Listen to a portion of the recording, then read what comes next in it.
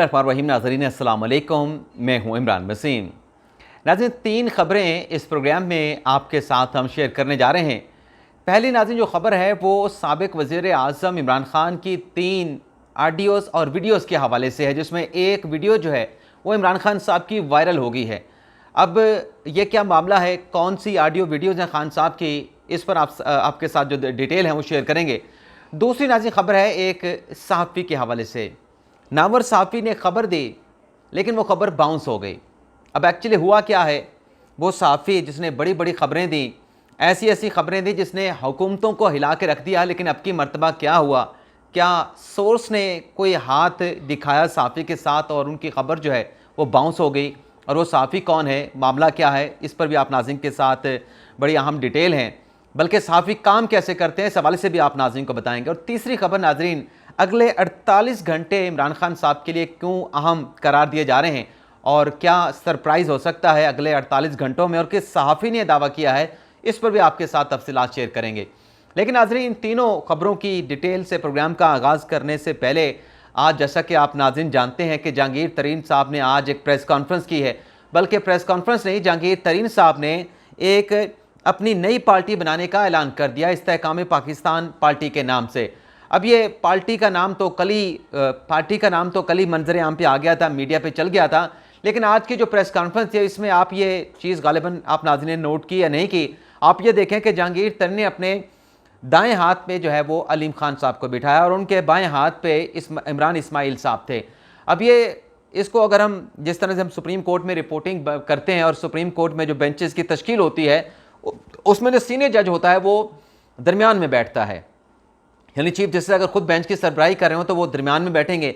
उनसे जो जूनियर जज जो होता है वो राइट साइड पे होता है, और जो उससे जूनियर होता है, मतलब राइट साइड का जो जूनियर जज होता है वो लेफ्ट साइड पे बैठता है। तो आज ये तकसीम भी जहांगीर तरीन साहब ने जो प्रेस कॉन्फ्रेंस की है उसमें उन्होंने वाजे कर दिया कि पहले नंबर पर मैं, दूसरे नंबर पर जहांगीर तरीन और तीसरे नंबर पर जो है वो इमरान इस्माइल जो कि साबिक गवर्नर है वो होंगे। अब पार्टी बन गई, प्रेस कॉन्फ्रेंस हो गई और इस पार्टी में ज़ाहिर सी बात है कि उन्होंने अपने कुछ बताया है कि हम ये करेंगे, ये करना चाहते हैं, ये हमारे ख्वाब हैं। तो हमारी दुआएं हैं, चले एक नई पार्टी बनी है, एक नए जज्बे के साथ आएंगे, चेहरे बेशक पुराने होंगे लेकिन अल्लाह ताला इन्हें कामयाब करे। जो ये चीज़ें बता रहे हैं वो तमाम चीज़ें अवाम के हक़ में जाएँ, अवाम के हक़ में फ़ैसले किए जाएँ। लेकिन आज सवाल यहाँ पर यह भी है कि ये जो आज पार्टी बनी है, क्योंकि असल जो चीज़ मैं आपके साथ डिस्कस करने जा रहा हूँ कि आज ये जहांगीर तरीन साहब ने पार्टी बना के अवाम के सामने अपनी पार्टी ला के खड़ी कर दी। अब वो खुद तो इलेक्शन नहीं लड़ सकते, वो आर्टिकल 62-63 पे फिलहाल तो सुप्रीम कोर्ट का जब फैसला है उस पर पूरा नहीं उतरते, लेकिन वो पैटर्न इन चीफ जो है इस सियासी जमात के बन सकते हैं। लेकिन खान साहब का इस पार्टी के हवाले से अगर हम बात करें कि उनका जिक्र मैं क्यों करना चाहता हूँ, यानी इस खबर के अंदर, अब खान साहब जब भी कोई वीडियो लिंक के ज़रिए खिताब करते हैं, वीडियो एड्रेस करते हैं, तो खान साहब कहते हैं कि मेरे 27 साल की मेरी जद्दोजहद है। तो ये जो खान साहब की 27 साल की जद्दोजहद है, यानी खान साहब कहते हैं कि मैंने इतना मतलब लंबी एक तवील जद्दोजहद करके मैंने अपनी एक सियासी पार्टी खड़ी की। जो खान साहब ये दावा करते थे कि वो चारों सूबों में मौजूद है, हमारी पार्टी जो है चारों सूबों में एग्जिस्ट करती है। अब ये खान साहब की कैसी 27 साल की जद्दोजहद है कि खान साहब को तो 27 साल लगे ये सियासी जमात बनाने के लिए, लेकिन वही जहांगीर तरीन उसको खान साहब के चेहरों पर मबनी वो जमात बनाने के लिए 27 साल नहीं बल्कि 27 दिन लगे। आज 8 जून है और खान साहब की जो गिरफ्तारी थी वो 11 मई को ख़त्म हुई थी। 9 मई को खान साहब को गिरफ्तार किया गया था, 11 मई को खान साहब की रिहाई हुई थी सुप्रीम कोर्ट के फैसले के नतीजे में। तो ये कैसे खान साहब ने सियासी जमात बनाई थी जो 27 दिन भी कायम ना रह सकी। 27 साल की सियासी जद्दोजहद के नतीजे में जो सियासी जमात बनी, और आज खान साहब जो इस्लामाबाद हाई कोर्ट में मौजूद थे उनसे ये सवाल हुआ, खान साहब ये नई सियासी जमात बन गई है, तो उस पर खान साहब ने कहा नई सियासी जमात का जो है आज ऐलान होने जा रहा है, जहांगीर तरीन प्रेस कॉन्फ्रेंस करेंगे। तो खान साहब ने कहा कि मैं अल्लाह का शुक्र अदा करता हूँ कि ये जो इलेक्टेबल्स हैं इनसे हमारी जान छूट गई है।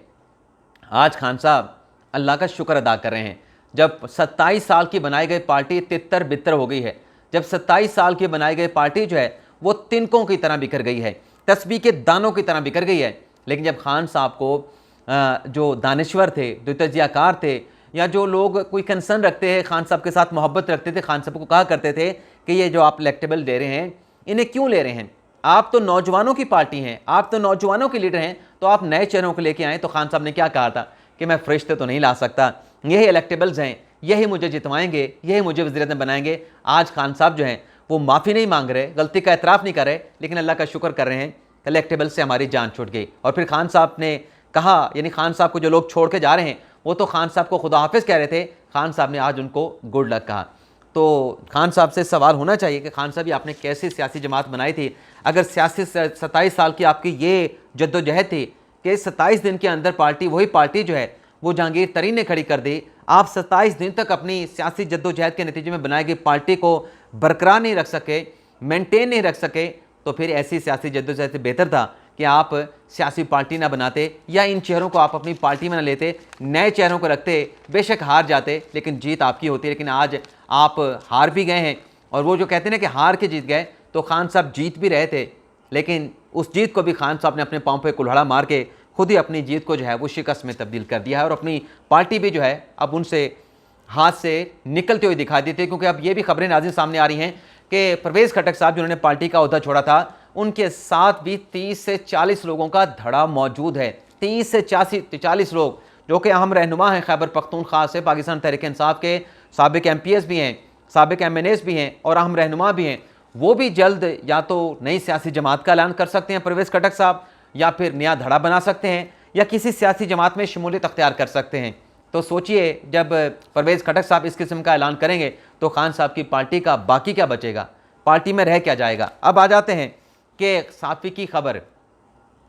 नाज़रीन, आज अखबार में खबर शाया हुई कि जो इस्लामाबाद हाई कोर्ट के 2 रुकनी बेंच ने, जिसकी सरबराही जस्टिस गुल हसन मियां औरंगज़ेब साहब कर रहे थे, और उसमें खातून जज रिफत समन साहबा, इम्तियाज़ साहबा शामिल थीं, इस बेंच ने खान साहब को जब 11 मई को गिरफ्तार रिहाई का हुक्म दिया गया, फिर अगले 12 मई को खान साहब पेश हुए, तो वहाँ पे खान साहब को थोक के एतबार से जो है वो ज़मानतें मिल गई।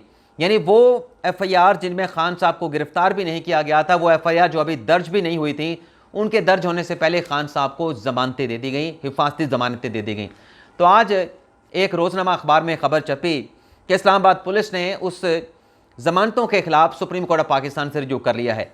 अब ये नाज़रीन, जब खबर में मैंने अखबार में खबर पढ़ी, ज़ाहिर सी बात है कि हम भी सुप्रीम कोर्ट में होने वाली चीज़ों के ऊपर नज़र रखते हैं, लेकिन फरिश्ते हम नहीं, हमसे भी चीज़ें मिस हो जाती हैं। तो मैं दौड़ा, मेरी दौड़ें लग गई। मैं कोशिश ये कर रहा था कि इससे पहले कि ये जो अखबार की खबर है, मेरे ऑफिस के जो मेरे ऊपर मेरे अफसरान हैं, मेरे ऊपर जो लोग हैं, वो इसको पढ़ें और मुझे फ़ोन करें कि इमरान वसीम ये खबर मिस हो गई है, इस खबर की जो है वो कंफर्मेशन करके हमें खबर दे दो, टिकर दे दो। तो मैं दफ्तर से फ़ोन आने से पहले ही उस खबर की तस्दीक में लग गया कि पहले मालूम करूँ कि ऐसी कोई दरख्वास्त आई है, नहीं आई। क्योंकि पिछले 3 दिन से मुझे पता था, एक बड़े अहम बंदे ने मुझे बताया था कि हम कोई दरख्वास्त दायर करने जा रहे हैं और वो इमरान खान की बेल कैंसिलेशन से मुतल्लिक है। तो मैं उसको ढूंढता रहा, उसको तलाश करता रहा, और जब मुझे बंदा मिला उसने कहा ऐसा कुछ नहीं हुआ। खान साहब की बेल कैंसिलेशन के हवाले से दरख्वास्त तैयार की जा रही थी, लेकिन फ़िलहाल वो दरख्वास्त नहीं दायर की गई। उसने कहा जो खबर छपी है ये बिल्कुल गलत है।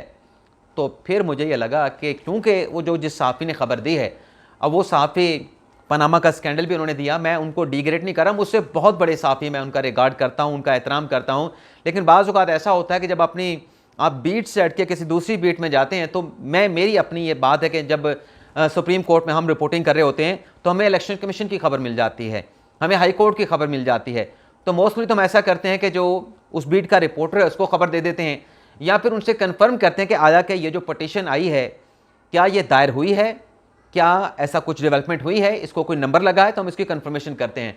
लेकिन ज़ाहिर सी बात है कि सहाफ़ी बाज़ औक़ात सोर्स इतना तगड़ा हो तो एतमाद भी कर बैठते हैं, और फिर एतमाद का नतीजा ये होता है कि खबर आज लग गई लेकिन वो खबर जो है वो गलत साबित हुई। लेकिन ऐसा हो जाता है, और सुप्रीम कोर्ट में हमारे सहाफ़ी ऐसा करते हैं कि अगर किसी ने कोई दरख्वास्त दायर करनी है, यानी खान साहब जब पनामा की दरख्वास्त दायर करने आ रहे थे तो बहुत सारे सहाफ़ियों ने वो दरख्वास्त दायर होने से पहले चला दी कि इमरान खान साहब ने दरख्वास्त दायर कर दी, हालांकि वो दरख्वास्त जो है 1 घंटा बाद दायर हुई थी। अभी जो खान साहब की गिरफ्तारी की दरख्वास्त सुप्रीम कोर्ट में आई थी कि मुझे गैर कानूनी तौर पे गिरफ्तार किया गया, इस्लामाबाद हाई कोर्ट के प्रेमिसेस से गिरफ्तार किया गया, उसमें भी बहुत सारे सहाफ़ियों ने दरख्वास्त अभी टाइप हो रही थी, अभी वो मुकम्मल नहीं होती, उसकी गलतियाँ दुरुस्त हो रही थी, उसकी नोक पलक दुरुस्त की जा रही थी, लेकिन हमारे कई सहाफ़ियों ने खबर चला दी कि इमरान खान साहब ने गिरफ्तारी के खिलाफ जो है सुप्रीम कोर्ट में दरख्वास्त दायर कर दी, उस पर नंबर भी लग गया। तो ये दौड़ ऐसे चलती रहती है, लेकिन मेरा असूल है कभी हमारे से भी गलती हो जाती है, मेरा यह असूल है कि जब तक कन्फर्मेशन ना हो कि चीज़ दायर हो गई है और हमारे सामने अगर हो तो हम कैसे दे सकते हैं। हालांकि हम भी नंबर बना सकते हैं, अपने नंबर टांग सकते हैं कि यार 5 मिनट के बाद दायर तो हो जानी है, लेकिन हम नहीं देते। इसलिए नहीं देते क्योंकि कई मरतबा हमारे साथ हुआ है कि दरख्वास्त जाती है, एतराज़ लग के फौरी वापस आ जाती है। तो लेकिन बहरहाल ये खबर आपके साथ हमने शेयर करनी थी, ये भी शेयर कर ली। अब आ जाते हैं नाज़रीन इमरान खान साहब की जो 3 वीडियोज़ का मैंने जिक्र किया, उसमें एक वीडियो जो वायरल हुई है उससे हम गुफ्तगू का आगाज़ करेंगे। ये नाज़रीन एक वीडियो है, 9 सेकंड का ये क्लिप है खान साहब का, और इसमें खान साहब का जो दर्द है, जो कर्ब है, वो नाज़रीन आप महसूस कर सकते हैं कि खान साहब इन दिनों में किस कर्ब और किस दर्द से गुजरे हैं। खान साहब ने कल एक फॉरेन मीडिया को इंटरव्यू दिया। मैं ये 9 सेकंड का क्लिप आपको सुनाता हूँ, फिर इस पर मैं बात करूँगा। Are you able to see your sons? No, I can't. This is too dangerous a time for me to ask them to come over. ये से एंकर ने इनसे पूछा, खान साहब क्या अपने बच्चों से आप मिल सकते हैं? तो खान साहब ने कहा नहीं। मतलब वो खान साहब कह ये रहे थे कि हालात इतने ख़तरनाक हैं, इतना ख़तरा है पाकिस्तान में, तो उन्हें मैं कैसे बुला सकता हूँ इन हालात में यहाँ पे। तो जब खान साहब कह रहे थे, खान साहब के चेहरे के तासुरात, चले मैं आपको दिखा देता हूँ कि खान साहब के चेहरे के तासुरात क्या थे। No, I can't. This is too dangerous a time for me to ask them to come over. ये नाज़रीन एक वालिद के, एक बाप के जज्बात हैं, एहसासात हैं कि बेटों से नहीं मिल पा रहा। अब खान साहब के अपने बच्चों के हवाले से नाज़रीन आप ये रियलाइज़ करें कि अपने बच्चों से मुतल्लिक ये एहसासात हैं कि मैं अपने बेटों से मिल नहीं पा रहा।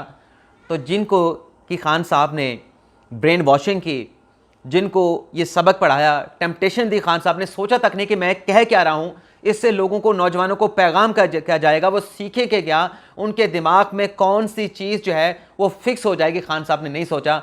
आज वो तमाम लोग, अभी आशिर खान दुरानी की भी वीडियो चली है, तो और भी बहुत सारे ऐसे हैं जो खान साहब की बातों में आके मिलिट्री के इमलाक पे चढ़ दौड़े और वहाँ पे तोड़ फोड़ की, गिरफ्तार कर लिए गए। आज उनके जो वालिदैन हैं, उनका दर्द खान साहब के दर्द से भी बड़ा है। लाखों रुपए लगते हैं अदालतों में, दर बदर की ठोकरें, और उनके लिए तकलीफ़ तो ये और भी ज़्यादा है जिन वालिदैन के बच्चों का कोर्ट मार्शल किया जाएगा। अंदाज़ा करें कि उनका दर्द कैसे होगा। खान साहब के बच्चे तो बाहर बैठे हैं, बाहर बैठे बच्चों का खान साहब को इतना दर्द है, जिनके बच्चों जेलों में पड़े हैं, जिनके बच्चों का इंसदाद दहशतगर्दी की अदालतों में ट्रायल होगा, जिनके बच्चों का कोर्ट मार्शल होगा। आप रियलाइज़ करें कि उनकी क्या एहसासात होंगे, उनकी क्या तकलीफ़ होगी।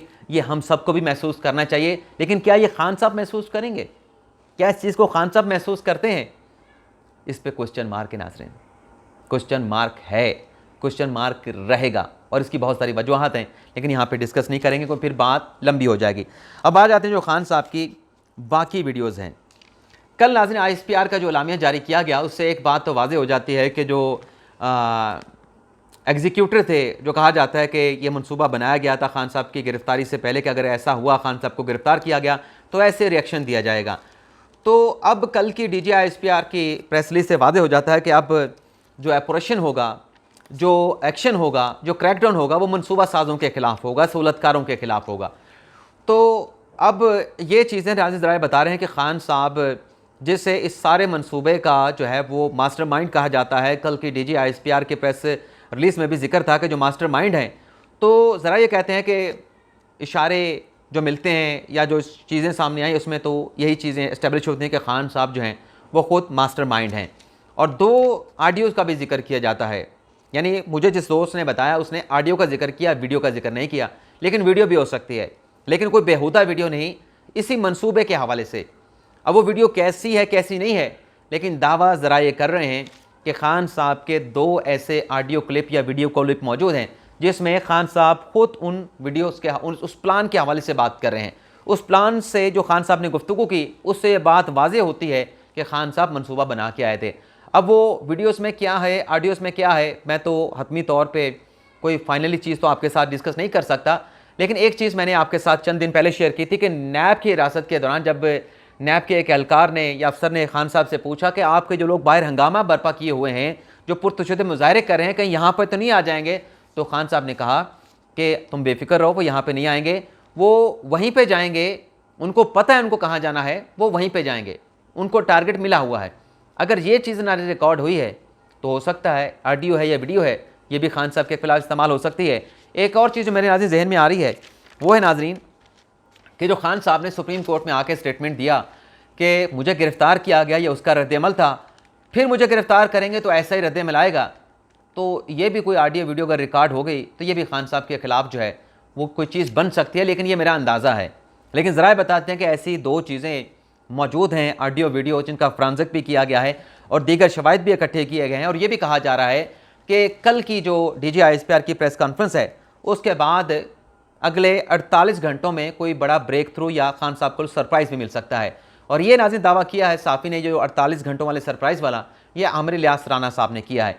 अब फ़ौज ने वाज़ेह कर दिया है कि जो ज़िम्मेदारान हैं सानिया 9 मई के जो पाकिस्तान का 9/11 है उसका जो ट्रायल है वो कोर्ट मार्शल किया जाएगा, आर्मी एक्ट के तहत किया जाएगा।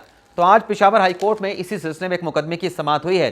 2 रुकनी बेंच था पेशावर हाई कोर्ट का, जिसने ये कहा है कि इस बात की आईनी कानूनी तशरीह होनी चाहिए कि क्या आर्मी एक्ट के तहत जो सिविलियन हैं उनका कोर्ट मार्शल हो सकता है, फौजी अदालत में ट्रायल हो सकता है।